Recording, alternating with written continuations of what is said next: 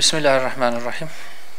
Değerli arkadaşlar, partimizin gündeme ilişkin açıklamalarını sizinle paylaşmak üzere bir kez daha karşınızdayız. İlginiz için teşekkür ediyorum.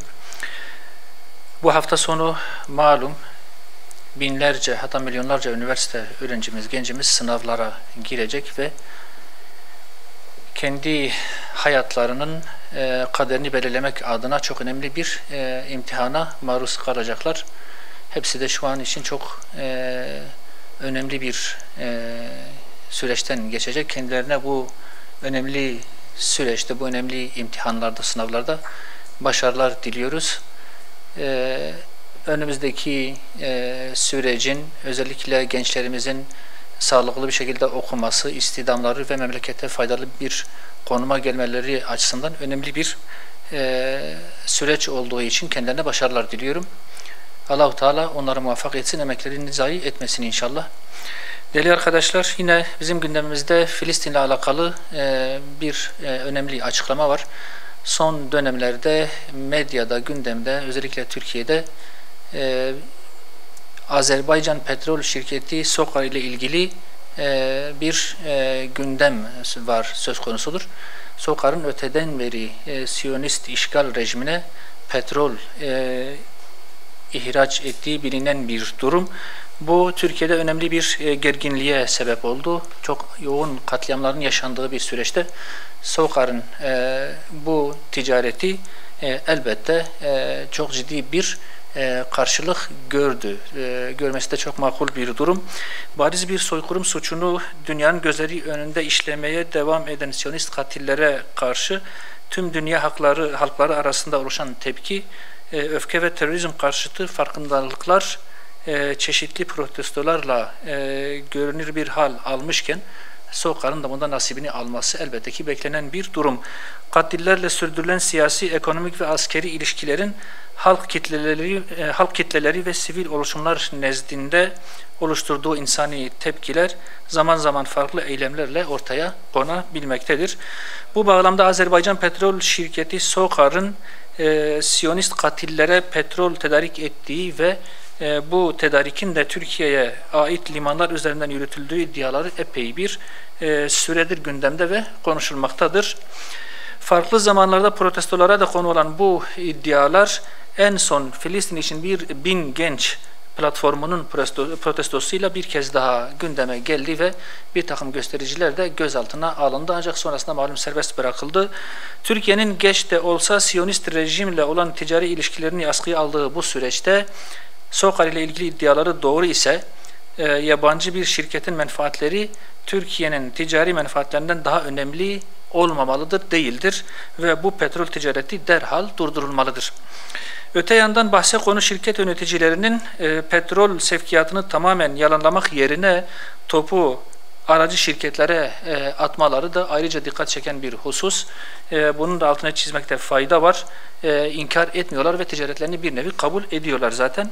Ülkeler arası anlaşmalar veya petrol satışının kendine has kuralları her ne kadar olsa dahi Türkiye'nin en üst perdeden terörist ilan ettiği Siyonist katil sürüsüne Türkiye limanları üzerinden yapılan akaryakıt sevkiyatı açıkça teröre destek vermekle eş anlamlıdır. Yetkililerin SOKAR'ı kayırarak farklı bir tutum içerisine girmeleri ve açıklamalar yapmaları bu soruna ciddi şekilde eğilinmediğini, bunun önemsenmediğini ortaya koyuyor ve tatmin edici bir cevap da bugüne kadar verilmemiştir. Kamuoyunun beklentisi hükümetin ve yetkililerin buna bu kadar duyarsız bir şekilde davranmamaları ve tatmin edici cevaplar vermeleridir.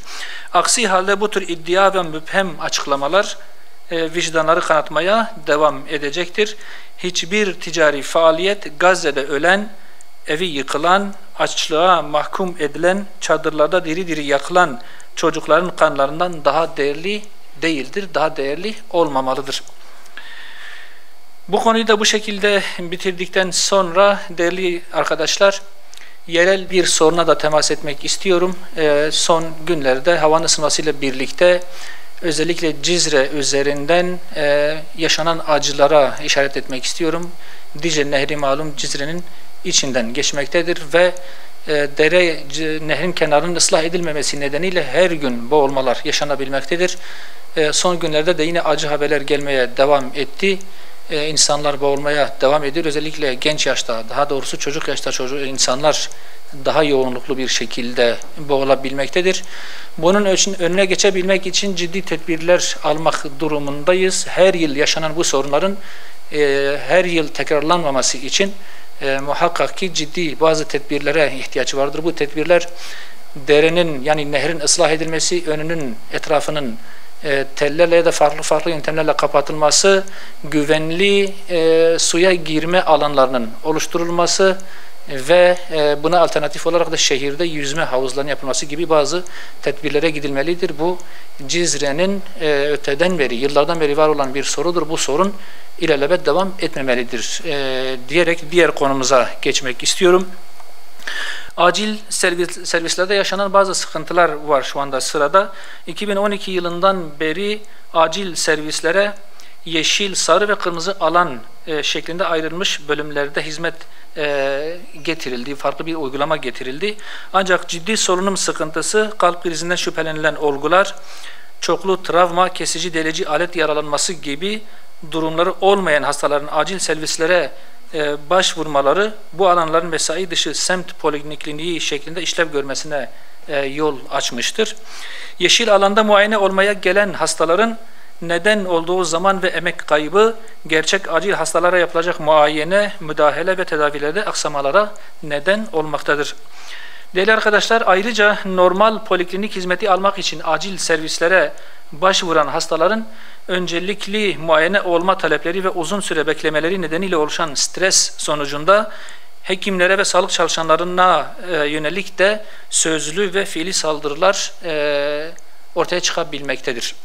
2016 yılında sağlık uygulama tebliğinde yapılan değişikliğin iptal edilerek yeşil alanda tedavisi yapılan hastaların tedavilerinin bilgilendirme sonrası ücretli hale getirilmesi veya yeşil alan denilen ve amacı dışında kullanılan hasta memnuniyeti odaklı bu popülist sistemin kaldırılması bir ihtiyaç haline gelmiş. Yeşil alan hem ekonomik olarak ciddi bir yüktür, hem de doktor ve personel yetersizliğini dikkate aldığımızda ciddi bir kaynak israfıdır. Sağlık Bakanlığı aile hekimliği hizmetlerini güçlendirerek gereksiz yere acil servislere yapılan başvuruların önüne geçmelidir. Değerli arkadaşlar, aileye dair yine önemli bir hususa işaret ederek konumu bitirmek istiyorum. Türkiye'de son yıllarda aile içi şiddet ve cinnet vakaları ile ilgili kamuoyuna yansıyan haberlerin sayısı her geçen gün artmaktadır. Uyuşturucu, alkol, işsizlik gibi gerekçelerle her geçen gün boşanmalar artmakta, aile içi şiddet olayları yaşanabilmektedir. Aile ve toplum yapımızın yozlaştırılması ve manevi değerlerimizin aşındırılmasının bir neticesi olarak kadına yönelik hürmet de her geçen gün azalmaktadır. Kamuoyuna yansıyan bir takım raporlara göre Türkiye'de 2023 yılında tam 315 kadın öldürüldü. Kanunlar, hele 6284 sayılı kanun aileyi hedef aldığı için kadını koruyamamaktadır. Bu şiddet ve ölüm sarmalının asıl nedenini bulmak yerine İstanbul Sözleşmesi'ni ya da 6284 sayılı yasayı kutsayarak sorunu hasır altı etmek, kadını savunmak değil, ona en büyük kötülüğü yapmaktır bize göre ve istatistikler de, uygulama sahası da bunu ortaya koymaktadır. 6284 sayılı yasa aileyi merkeze alacak bir şekilde mutlaka revizyona uğramalıdır. Biz Hüdapar olarak kadın cinayetlerinin ve şiddetin aile mekanizmasının güçlendirilmesiyle çözüleceğini düşünüyoruz. Kadın ve erkeği birbirine karşı konumlandıran, hasımlaştıran, zıtlaştıran dil hem aileye hem kadına en büyük zulümdür. Bu şiddet sarmalının nedenlerini iyi tahlil etmek zorundayız. Televizyon dizileri, sosyal medyanın yanlış kullanımı, alkol, kumar, uyuşturucu, işsizlik ve manevi değerlerdeki aşınma bu sarmalın en önemli nedenlerinden sadece belki bazılarıdır. Nedenleri ortadan kaldırmadan ya da en azından minimize etmeden sonuçlar üzerine tartışmak bu cinnet halini gidermeyecek bu noktada sonuç almamıza vesile olmayacaktır. Kadınlarımızı korumanın yolu bize göre aile bilincini aşılamak, aile kurumunu korumak ve karşılıklı sevgi ve saygıyı bireylere aşılamaktır. Bununla birlikte alkol, uyuşturucu ve kumar gibi toplumsal afetlerin de önüne geçmek ve bunlara karşı da çok ciddi caydırıcı tedbirlerin alınarak bunların kullanımının toplum içerisinde azalmasına yönelik tedbirler almakla ancak aileyi korumuş oluruz ve bu şekilde ancak bu tür cinnet olaylarının, şiddetin, cinayetlerin önüne geçmiş oluruz. Teşekkür ediyoruz arkadaşlar.